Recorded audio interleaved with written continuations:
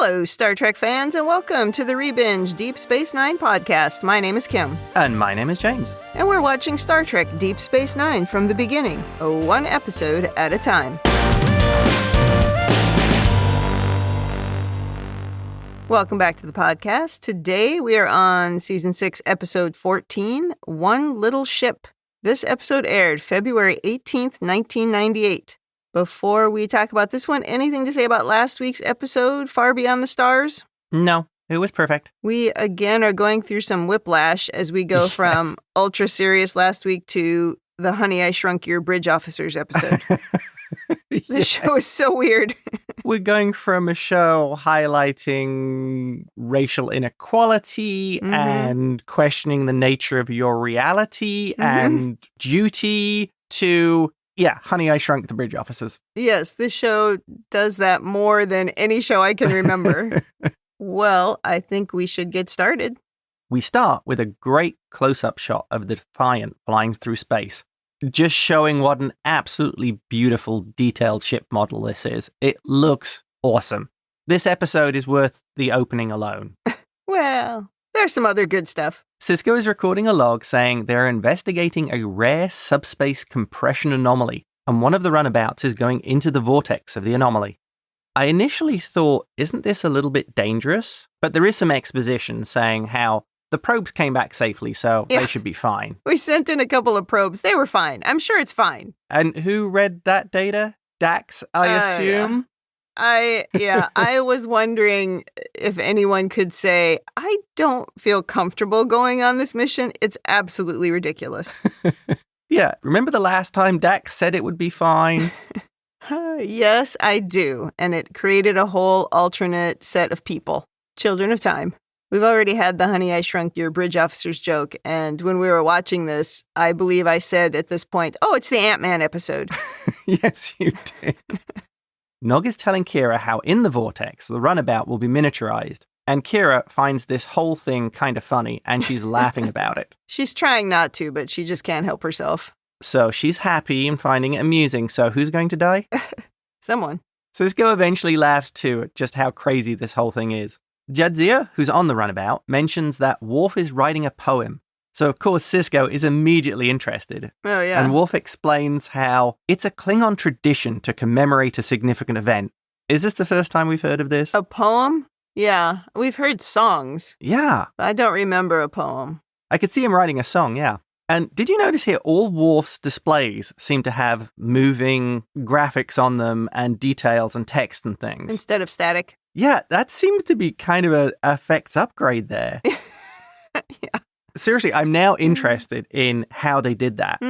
Because it didn't look like it was computer screen, so I assume this is some effect that they put in post. Oh, it could be. That's my post-episode homework. All right. The thing that I noticed in this scene was that Kira had her phaser in a giant holster, like at the front of her person on her hip, and it is so massive on her tiny frame. I feel like this is something they could have worked on, given her a smaller phaser or something. It just looks so comical because I imagine she runs into everything with that. And in this scene, Sisko bumps into it with his phaser. Oh, I didn't notice. Yes. Nice. Nog is monitoring their progress, and he clears up some of the hand waviness of miniaturization by saying even the space in their subatomic structure is shrinking. So that gets over some of that. How does this work? On the shuttle, Miles is concerned that he won't return to his normal size. Yeah. And suddenly, the tractor beam holding the shuttle starts to fluctuate. Something is wrong. And we see why. The Defiant is under attack. There are explosions on the outside of the ship, and inside we're seeing people getting thrown around. Yeah. Fortunately, it's not too bad because there are no roof beams. Well, somebody at the front console, though, does get blowed up. Well, phasers are offline, and they lose the tractor beam, and we see the Rubicon, the runabout, fly into the heart of the anomaly, and it also starts taking a beating. Back on the Defiant, everything is offline. Kira is now thrown to the ground, just like the last person at the helm, and the Jem'Hadar start beaming aboard, and Sisko is forced to surrender, and into the opening credits. When that first bridge officer went down, nobody cared. Like, Kira just took over his station. But when Kira went down, Sisko immediately jumped out of his chair to go and check on her. It's like, what about the other guy? Yeah, he's dead. Aye. Kira here was kind of a throwback to an earlier Kira. You know, when she didn't seem to have time for impractical things that Starfleet loved to do. Yeah, like science. Right. And you can kind of understand it of somebody from the outside looking at some very esoteric research and saying, now, why exactly are you doing this? Yeah, why are we spending our time on this? Yeah. Although Worf does say that this could help them in the war against the Dominion. Yeah, because of the transwarp conduits. Yeah, you'd think maybe she'd be interested in that part of it. I think she just found having miniature people kind of funny. I think that was just it. I mean, she wasn't being dismissive of the mission. No, but she was laughing about, making them miniature. I mean, it is funny. True. Well, because Dax said everything is fine, they go through the anomaly and the entire Alpha Quadrant implodes. Not quite. On the runabout, they're picking themselves up and they've all got bruises and scratches. Sensors are offline and they can't open the blast shutters, but they can at least track the Defiant through its transponder. And on the Defiant, we see the Jem'Hadar have taken over the ship, and all the bridge crew are confined to the mess hall. On the bridge, one of the Jem'Hadar is reporting that warp is offline, and also warns that we still have much to do before we can declare victory. A second Jem'Hadar, who refers to the first as the Elder, interrupts, saying, "He is the first, and he has declared victory." Yeah, I'm in charge. I say we won. So from this little interaction, we're getting the first indication that everything isn't happy in the Jem'Hadar family. No. Yeah, they're already bickering, which is very interesting. The first now calls the Vorta, and we see yet another model of the Vorta. And he is impressed by this new Jem'Hadar, so we've learned that this is a new version of the Jem'Hadar bred in the Alpha Quadrant. Right. And the Elder warns that this new version has not proven themselves yet. The First and the Elder start arguing again, or bickering, so there is seriously something messed up here. Well, and the Vorta says something to him about being jealous. It's like, This is bad leadership. You ought to be finding a way for these guys to work together, not to bicker. Yeah, exactly. And now the First orders that the Defiant's transponder be shut off and that the chairs be removed from the bridge. I laughed when he said that. It's like, really? This is your priority, to get the chairs off the bridge? I think that might be another indication of this particular First. Yeah. Or these new Jem'Hadar. Yeah, focused on the wrong things. Yeah. In the mess hall, Worf is pacing and second-guessing himself on all the ways he could have spotted the Jem'Hadar ship. Kira says if they restore warp power, they'll be in a Dominion prison camp. But Sisko points out that it might not be so easy for them, because their technology is so different from the Dominion's. They had the same problem when they were trying to use the Dominion attack ship. He said it took them a week to learn how to pilot one of the Jem'Hadar ships, but I think it was 2 weeks that they were working on that. Oh, interesting. Well, he remembers it differently. Yeah. Sisko starts hatching a plan of how to get out of the mess hall and retake the ship, but the Elder enters and takes him to the bridge. Back to the Rubicon, and Miles has managed to get the shutters open, and all they can see is some kind of giant wall in front of them. Julian is peering through the screen and says he can see a symbol, and he turns his head upside down to read it, and then says, "Chief, you're not going to like this." And the camera pans out to show it's a miniature Rubicon next to the giant full-size Defiant, and dramatic music plays us into the ad break. I really liked this. I liked how it built from that and then did the zooming out shot to just show the scale difference. It was a really nice way of doing it. Yeah, and the music was so good here. They were using, I don't know, I'm not a musical person, but I think there were some trumpets that they kept using. It reminded me really of some cinematic Star Trek music, like maybe a little bit like Khan. Just the sort of hints of it before it would go into the crescendo. Yeah, it was nicely put together. Mm-hmm. On the Rubicon now, we get some exposition that because they didn't leave the anomaly in the exact same way, the miniaturization wasn't reversed. Hand wave. The first of several hand waves. Yeah, many hand waves in this episode. Miles suggests getting inside the Defiant by flying through a plasma vent. And Jadzia is on board with the idea. Back to the Defiant. And this is another episode where there's a lot of cutting between the two stories, so there's a lot of very short scenes to sort of advance the plot. And because they're so closely coupled, it does work very well in this episode. Yeah. The first tells Sisko his name is Kudaka Khan, and he's an Alpha Quadrant Jem'Hadar, and he needs Sisko to make the repairs. The second again questions the first, telling him that this is a mistake, and Sisko is already working on a plan to take the ship. Kudaka-Khan says he was not aware telepathy was a Gamma characteristic. Burn. Do you know, until this very moment of us talking about it, I couldn't understand why the first Jem'Hadars weren't called Alpha. Why were they called Gamma? And then, of course, now, as you say it, I realize it was because of the quadrant that they came from. Oh! Oops. I think we're seeing a little clonism here. Yeah. Referring to the other Jem'Hadar as Gammas and differentiating themselves as Alphas. This is a really good example of why this isn't a great idea to just breed super soldiers that, aren't human or whatever race. Kudaka-Khan orders Sisko to repair the warp. Sisko says he needs his team to help. And again, the Elder tries to give advice, telling the First to deny the request.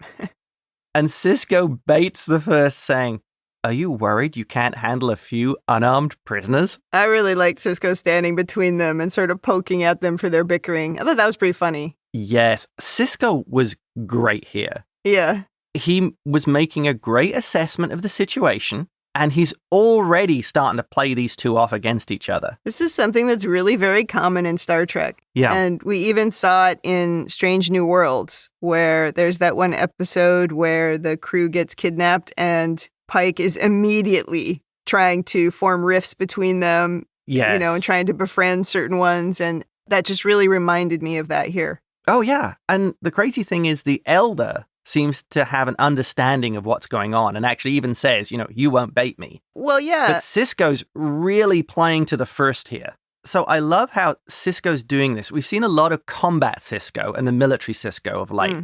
But this is going right the way back to that great political Sisko. He's quickly made an accurate summary of what's going on, and he's working to exploit it. And I see him here as almost the opposite of the Jem'Hadar. They're completely rigid in their thinking, and the one guy who isn't, the Elder, is effectively ignored because of that rigid hierarchy. And Sisko is the opposite. He's flexible. He's thinking in the situation. What works best for this? Well, you have to be like that to be an effective captain. Yeah. At least that's what we've seen in many situations. But I also think the fact that they won't listen to the experience of the so-called Elder, which means he's been around for a while, is again another example of why breeding these soldiers for their short lives is so pointless.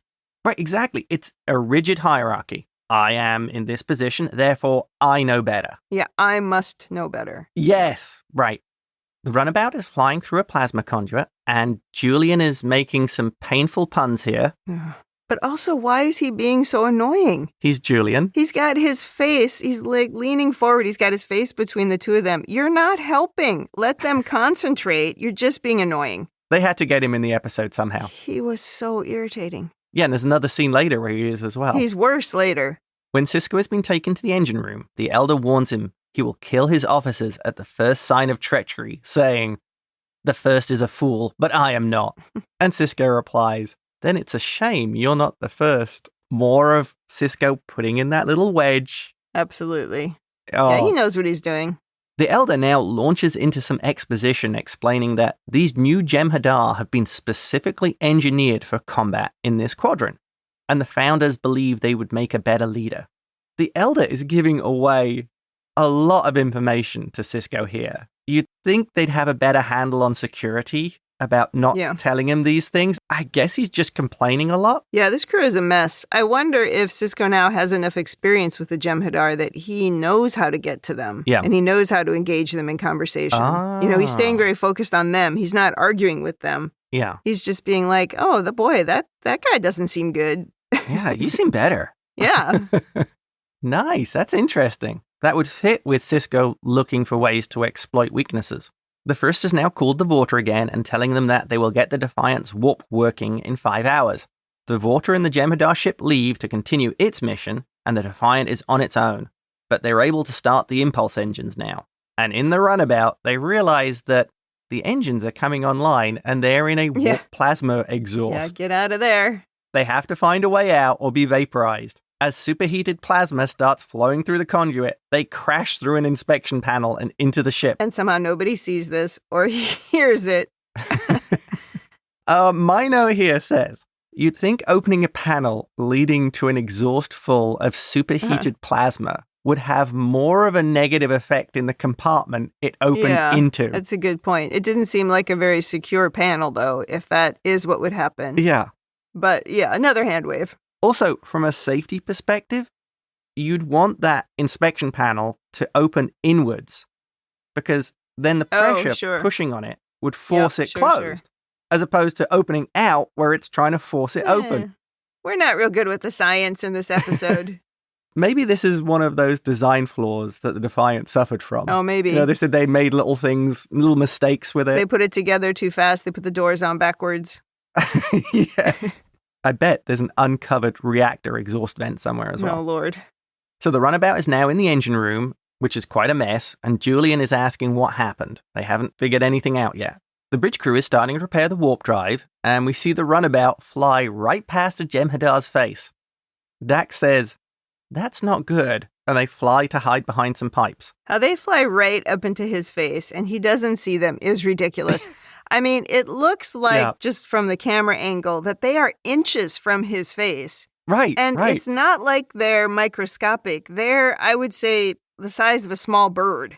And if there's a small bird right in your peripheral vision, you are going to see it or hear it. I mean, also there's lights on the thing. Ugh. This was a bit of an eye roll. Julian could read the name of the Defiant from out of the window. Yep. And then they couldn't see an engine room full of the Jem'Hadar and the bridge crew. No, they did that completely for effect, which was a little bit disappointing. Yeah. It probably would have made a lot more sense if the Rubicon had been just absolutely microscopic and really difficult, if not impossible, to see. And it's not as if it really mattered what the size of it was for the effects and the things that were going on this show. So I'm surprised that they did that. And this particular scene here is the worst example of, that guy should have seen it, or someone. That the engineering is full of people. Plus, Wayun pointed out that the Jem'Hadar have excellent eyesight. Right. Apparently no peripheral vision, though. Maybe they only have distance. You know, that might be a point. They may have, like, really hyper-focused vision. But that would make you a terrible warrior if you have to keep on moving your head to see things at the side. Especially when we notice many times in this episode that they can't actually turn their heads in this makeup. So, this was a little silly. Dax and Miles figure out that Sisko is trying to take control of the ship from engineering.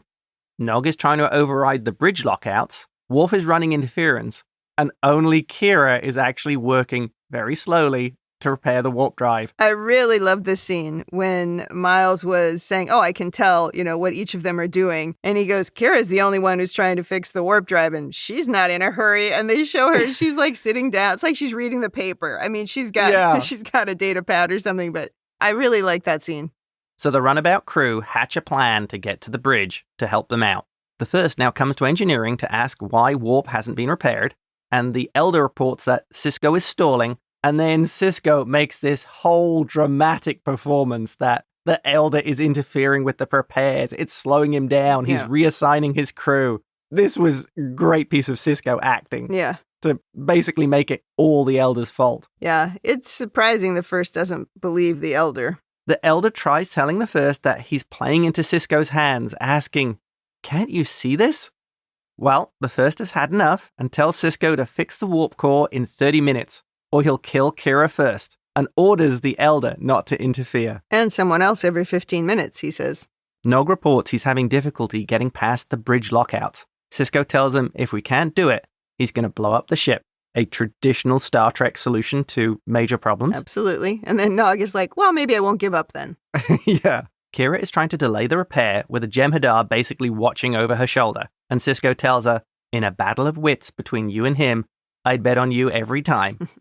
Kira asks, what kind of odds are you giving? Love this little interaction. Yep. It's just the way she and Sisko smile. It's that great trust between them that you've seen again and again. Yeah. And adding in a little humor as well works, really nicely. We have a short scene here, which I think is explaining a little bit more about this version of the Jem'Hadar.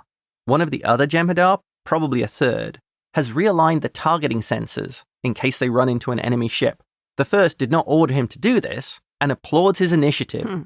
He also bashes the Gammas, saying they have many flaws. Yeah. So you're seeing that there's also an initiative level with these Jem'Hadar. They'll do things without specifically being ordered if it'll help the mission. That seems very dangerous. As we've talked about many times, they're bred for very specific reasons. Yeah. If they're now going to show initiative and start making command decisions, right, I think they're going to put themselves into trouble. Yeah. Well, the infighting might kill them all anyway, so. Yeah. Back in engineering, Cisco orders Worf to plant a virus in the warp plasma sub-processor to cause a warp breach when they hit warp 1. Yikes. Worf's reaction, of course, is understood and heads off to do it without even a pause. Today is a good day to die. This will be victory or Stovercore. There is no in between. Yep. This is a good example as well, I think, of the Klingons not allowing themselves to be taken prisoner. He's carried out his orders honorably. He's denied them his ship, and he's killed dozens of his enemy gloriously when he destroyed the ship by his own hand. And as a Klingon, I'm pretty sure this will be recorded in song as how he killed hundreds of the enemy when he blew it up. Oh, yeah. The runabout manages to make it to the bridge, with Dax skillfully piloting it to press the open button on the bridge door. Again, how no one sees them.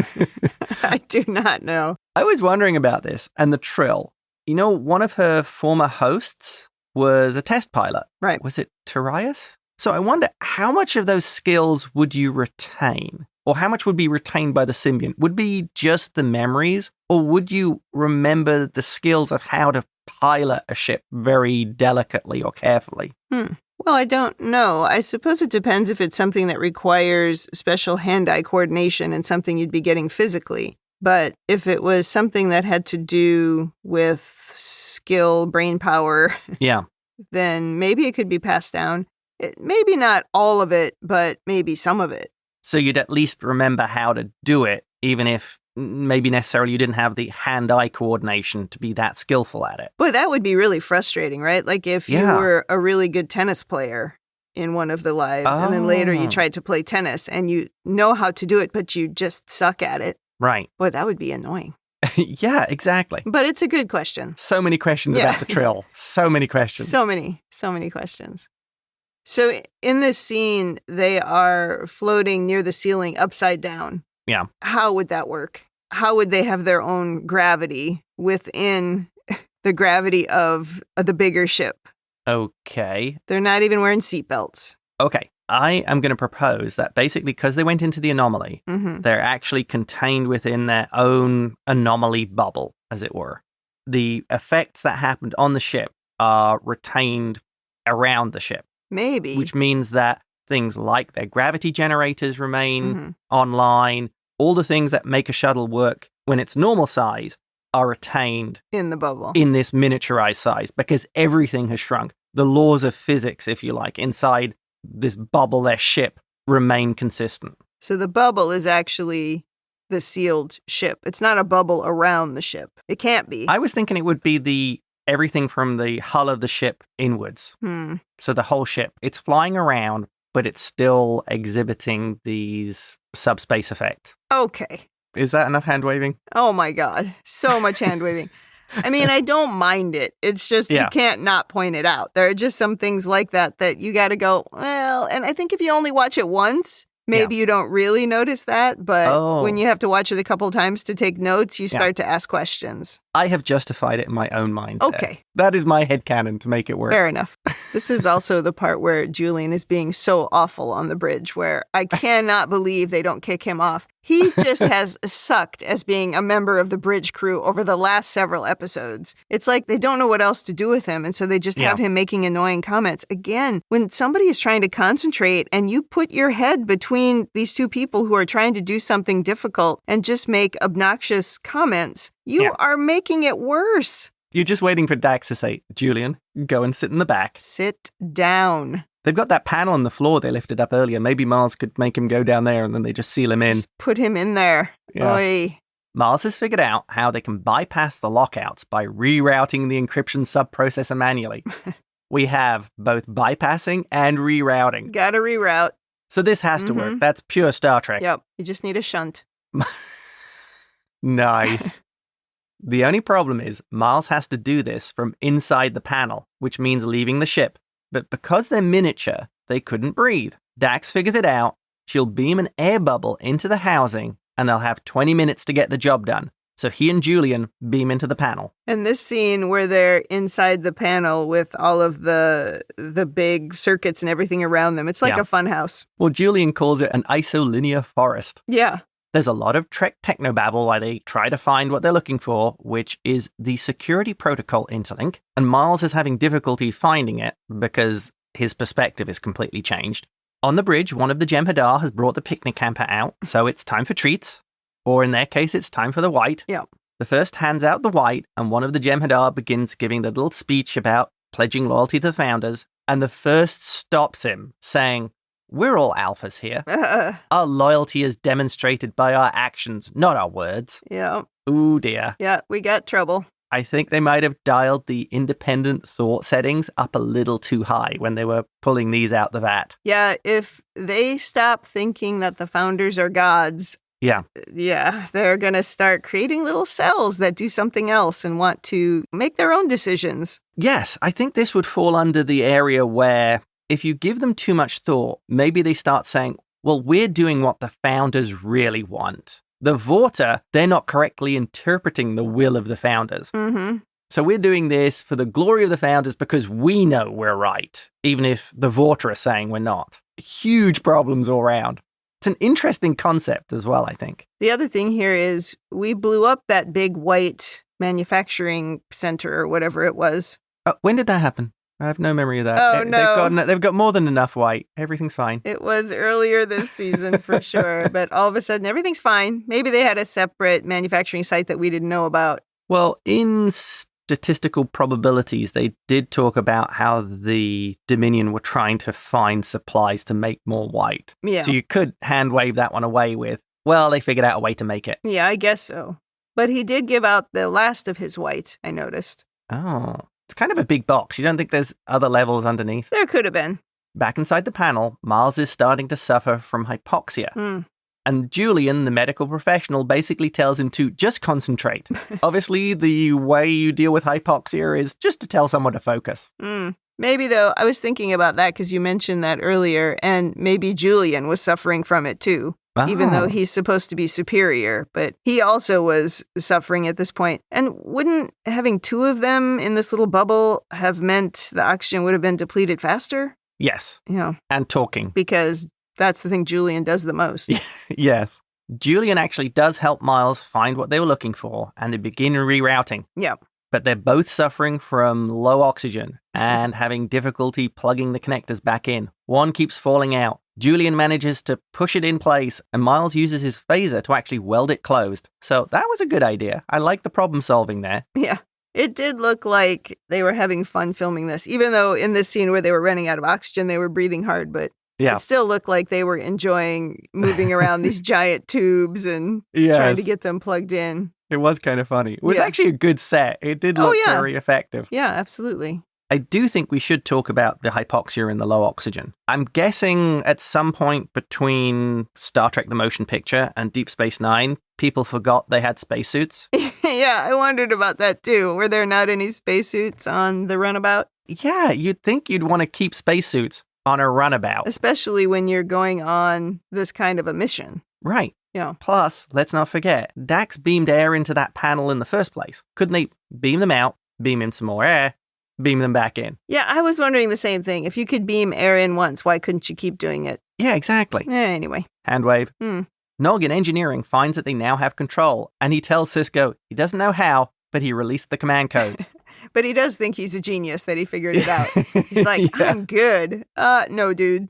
Unfortunately, they need a distraction to take back control. On the runabout, Dax figures out there must be trouble because the First has just been summoned to the engine room. And the Elder has discovered the warp has been repaired for over an hour. The First berates him for letting them conceal it, and the Elder argues with him about, you told me not to interfere. But the First isn't interested in excuses. Yeah. My note here says, they could have at least put the Alphas through a basic management course. Yeah, right. The First orders the warp core online, but the Elder tells him, wait, they should check the entire system for sabotage. But the First doesn't want to hear any of it. Yeah. He orders, when you have sufficient engine power, bring us up to warp 4. The First attempts to leave engineering, but as he opens the door, the runabout flies through. It flies past him and he pulls his disruptor and starts shooting. And then the other Jem'Hadar starts shooting too. Shooting around the warp core in engineering. Really? And also, the Rubicon firing its tiny phasers was maybe the funniest part of the whole episode. Every time they did it, I was laughing. I want to give some advice to the Elder here. Yeah. You should just quietly leave engineering, finding an escape pod, because he must have realized that these idiots couldn't get any dumber. Yeah, they're going to get us all killed. Oh, and they did. The shuttle shoots one of the Jem'Hadar, and immediately Kira goes for his weapon. Worf takes out one just by snapping his neck and starts wrestling with a second. All the while Sisko is running around between panels trying to get control of the ship while being shot at. Nog gets knocked over very quickly. Nog's not very good with hand-to-hand. He tried, though. On the runabout, Dax orders firing a torpedo, taking out the guy shooting at Sisko. Meanwhile, Kira, in full combat Kira mode, takes out the Elder and another one trying to attack Sisko. Oh, yeah. She's just standing there shooting. Oh, yeah. Sisko's regained control and tells them he's flooding the other compartments with anesstatine gas. Very useful. I admit, my first thought here was just vent the whole ship, but I guess he's not sure where the other crew are. Yeah, exactly. He's got more crew, supposedly. We don't see them. Yeah. And they might be in true Star Trek fashion working on their own way out of escaping whatever room they're in. So yeah, you can't take that risk. Good point. The fatally injured Elder is now slumped against a console. Sisko tells him, he should have listened to you and killed me when he had the chance. And the Elder says, he was a first. They don't need to listen. Obedience brings victory. And victory is... But he doesn't complete the sentence as he dies. Turns out obedience did not bring victory. Upbeat music plays as the runabout flies in front of Worf, and Sisko says, Mr. Worf, I think your wife is here. Oh my god. And we see the miniature Dax blow him a kiss. The tiny Dax waving was the last straw in this episode. I was laughing so hard. So ridiculous. Honey, I Shrunk the Bridge Crew. Yeah. Oh my god. I mean, I laughed when they were firing photon torpedoes at one of the Jem'Hadar because that was funny. The whole thing was so funny.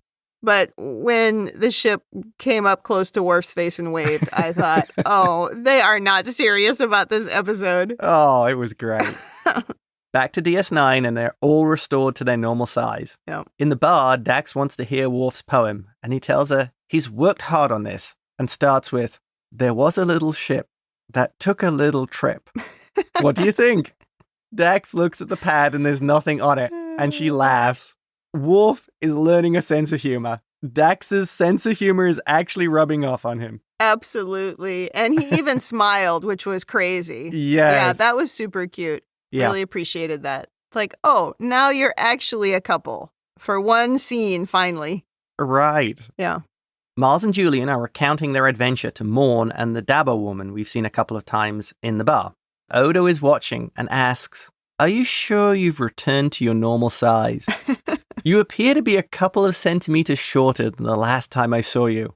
A changeling notices these kind of things. Mm-hmm. Miles and Julian are now looking very concerned, and Quark joins Odo saying, you do look a little on the petite side.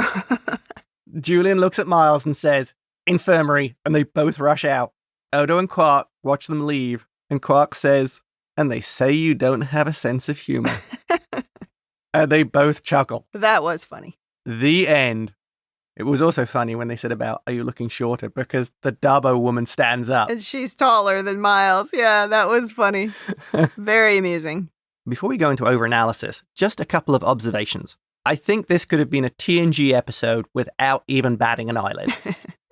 Yeah, this would have made a good TNG episode. Mm-hmm.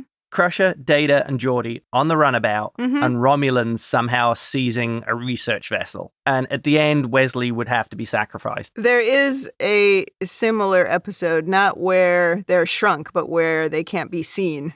Yeah, it was the phasing cloak episode with the Romulans. Yeah, I remember. Yeah, so yeah, I get your point. That's probably why I enjoyed it. Well, it's a very Trek episode at the end of the day. Okay, are you ready for overanalysis? Yes. What do you have?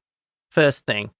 The Jem'Hadar here proving how toxic gatekeeping is. You're not a real Jem'Hadar. You know, one of the Jem'Hadar said, I think it was the Elder, he said the Alpha Jem'Hadar were bred for combat specifically in the Alpha Quadrant. Yes. And I was wondering if they modeled them after the Cardassians. Oh, Interesting. Because they also are full of themselves and think they know better and think they're superior to everybody else. That's a really good take. That was a mistake, if that's what they did.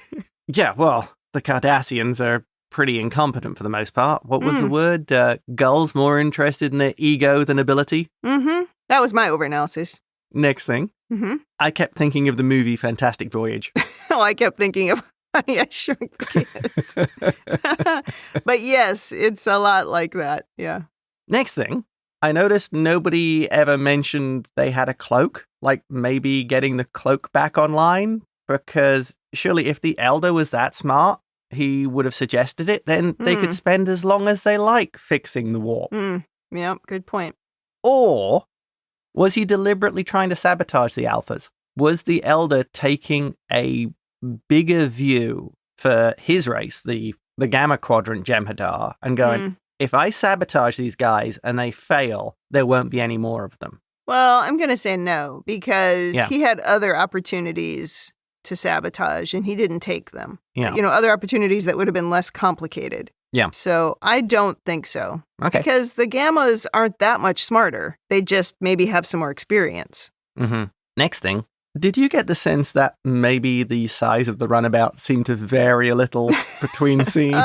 Yes. It's big, it's small, it's tiny. Wait a minute. And I think they said at one point that they would be 1% of their normal size. And so I started doing a whole bunch of calculations. Yeah. And I don't think they were keeping to that. I don't know. I didn't go and look up if there were any, notes about this particular episode and how they did it, but I felt like they were really focused on a few things. And maybe this came out at the same time as some of those movies where they were shrinking things. But the scenes where they showed the ship flying along, like in the hallway or up near the ceiling in the different rooms or whatever, and by the panels. Yeah, exactly. I think that somebody had that vision and they really wanted to see that. Yeah. And those shots were fine. It was the other things where it sort of fell apart. I mean, that one where they were right next to the Jem'Hadar and they weren't seen was ridiculous. But yeah, it did seem like the size was changing according to the shot. I would agree with you that the effect looked great. It did look good with the ship. It was just the relative size seemed to vary, but the actual effects themselves and the ship flying, that was great. Which is why I still think microscopic would have been so much better. Yeah. You could have just shown a dot almost. Oh, good point. Next thing, from what the Elder told Sisko and about how the Alphas were designed, this leads me further into the conclusion, and I think you brought this up first, was the Jem'Hadar are basically meat robots. Yeah. Why would you even risk your own people taking them prisoner? They're effectively engineered machines. Capturing them risks your people, holding them prisoner, and uses your resources. Yeah. They're effectively disposable robots. Treat them as such. Yeah, and one of my notes was, if you're taking them prisoner, are you giving them the white? Right. No. You don't have access to that. Yeah. So it makes no sense to take them prisoner. Though it's not in line with Star Trek to just say, we just executed the prisoners. I mean, they're not going to do that. They fell out of an airlock. If you're looking at the story like we are, where you're overanalyzing so much stuff, it just doesn't make sense that you would be able to take them prisoners because you can't give them the thing that keeps them alive. Right. We also saw in Sacrifice of Angels, Quark had guns on the Jem'Hadar, and they were still going to go for it. Yeah, they don't care. Yeah. Next thing. I've got a lot of things here.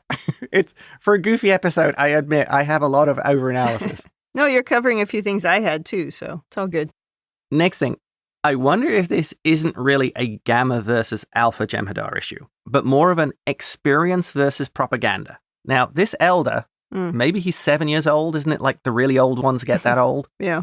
Maybe it's just he's had experience and knows the reality of things, that they aren't naturally superior to everyone. And Kudeka Khan is fresh out the tank. He's full of, the gods made us better. We are superior. And I think this is the risk you have if your minions are disposable. Yeah. None of them get the skills that come from experience, especially combat experience. If they're told, obedience brings victory, you don't learn anything. No, you don't learn anything. That's the worst part. You would always need to have a Vorta with them at all times. Not that the Vorta are geniuses, but they're certainly more aware of their surroundings. Yeah. Yeah, I totally agree. Next thing, why did Starfleet only send one ship? they're doing some basic research in which one ship will basically be completely tied up with the shuttle. Yeah. It seems like very negligent planning. You should have one ship doing the science with the runabout and then another ship standing sentry. Yeah. Otherwise, the Jem'Hadar could just creep up on them. Oh, just exactly like the Jem'Hadar crept up on them. Yeah. Well, Sisko did hint that everyone was acting like the war was over. True. And the admirals are all a very long way away. Yeah, they're not making good decisions. Yeah, that would fit with Starfleet admirals, yes. And maybe I'm jumping into leadership corner here. Oh. Something I see here is, and I wonder if it is a flaw with the founders, that they design their servants to have combative, adversarial working relationships. Almost like making them compete to prove who is the most loyal, the most reverential, instead of programming them to have built-in cooperation furthers the goals of our gods. And I wonder if that's a basic lack of understanding of how other races work. Of solids. Because, they keep on talking about, oh, you get into the link and everybody thinks the same. Although we know that there's been variations on that, like the ones who disagreed with how they would punish Odo.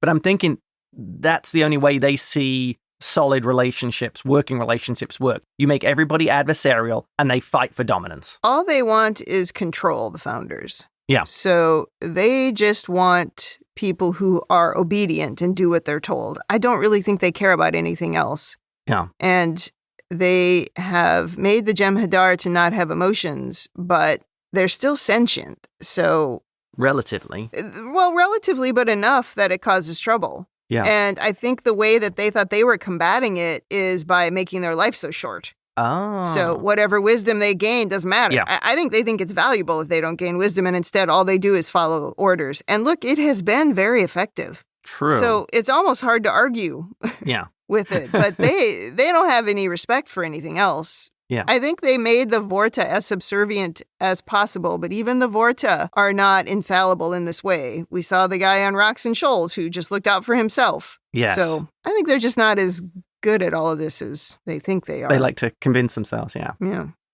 Okay, and my final point, this probably is the final point. How many points do you have? The Elder, played by Fritz Sperberg, who also appears apparently in Voyager in the future. Mm-hmm. Oh, I thought he did such a great job here. Oh, yeah, he was good.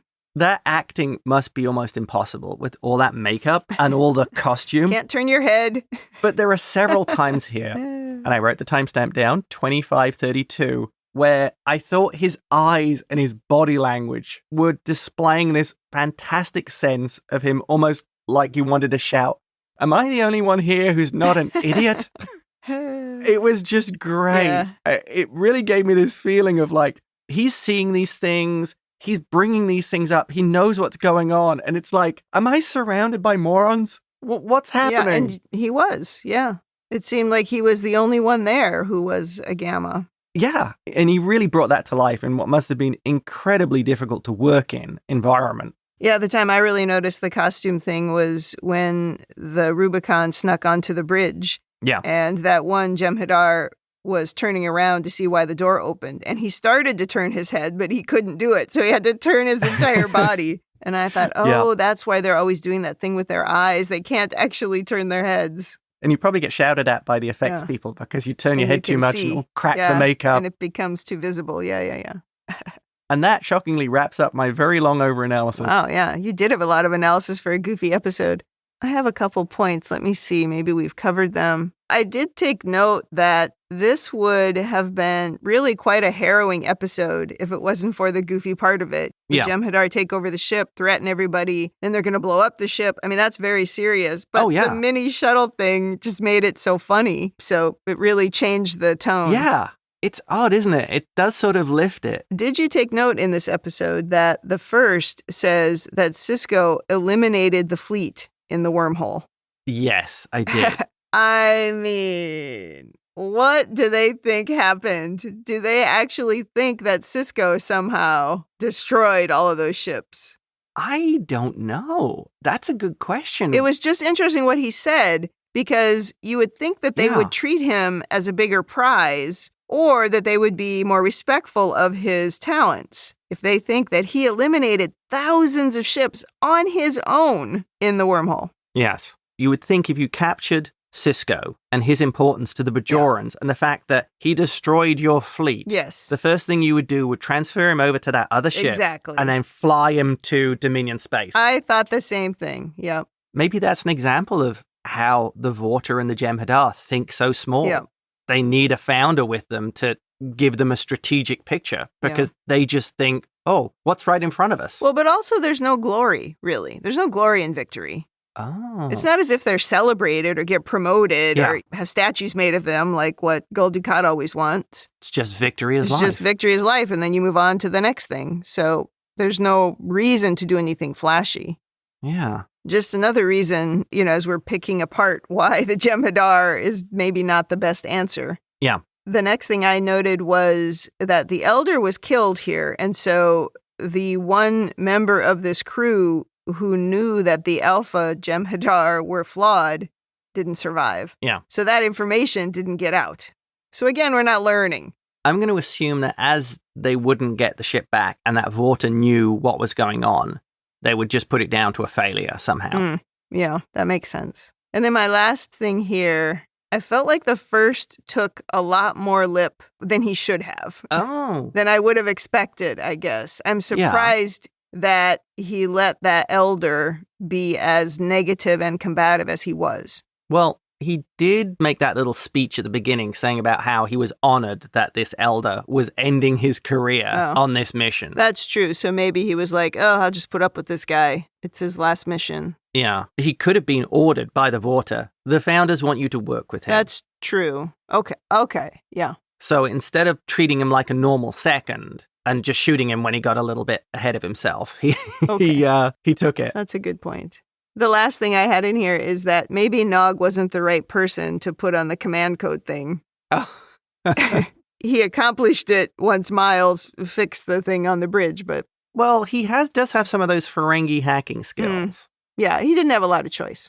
But anyway. Yeah, he didn't have a deep pool to draw from. He did not have a deep pool. If he'd put Worf on it, Worf would have come out carrying, the computer console, having pulled it out of the wall. Yeah. Remember the ship? And I guess he couldn't put Kira on it because he wanted her to be delaying the Jem'Hadar, and he needed her to do that. But yeah, he didn't have a lot of choice. Okay, let's move on to women in the future. And I have nothing. No complaints. Everybody was doing their job. So that was good. So we will move to rating. Thumbs up, thumbs down, or neutral. What is your rating? I'm giving it a thumbs up. Yes, it was a goofy episode. And yes, there was a lot of hand-waving. Mm-hmm. But I really enjoyed the story. Kira shooting at things, always a plus in my book. Yeah. And I really liked Sisko identifying the fracture within the Jem'Hadar and exploiting it. Mm-hmm. The whole story, I thought, worked really well as a Trek adventure story. Yeah, I give it a thumbs up, too. It's super ridiculous, but I enjoyed it. I don't think it held up really well the second time I watched it, because it wasn't as funny. And you were sitting there while I watched it the first time, and I laughed so hard because it was just hysterically funny. Yes, you did, a lot. I still enjoyed it the second time, but it wasn't as funny, I guess. Yeah. But still, it was still very entertaining. And I certainly appreciate that this was funny, lighthearted. It was great to see Kira and Sisko laughing, especially after last week's episode and how serious it was. So, yeah, I absolutely enjoyed it and give it a thumbs up. And the closing humor with Odo and Quark was also very nice as well. Yeah. Oh, yeah. It's very good. It was very good. Okay, that wraps up Season 6, Episode 14. Come back next week for Episode 15. In the meantime, if you'd like to send us your own overanalysis of this or any episode, or if you just want to say something nice, you can email us at ReBingeIT@gmail.com or tweet us at ReBingeIT. We're also on YouTube and Instagram at ReBingeIT. You can also go to talkthroughmedia.com to leave feedback for individual episodes or to listen to the other podcasts in the network. We're also part of a Patreon, patreon.com/Star Trek TTM, which all of the podcasts in the Talk Through Media network benefit from. Thanks for joining us on the ReBinge Deep Space Nine podcast. That's it for me. And that's it from me.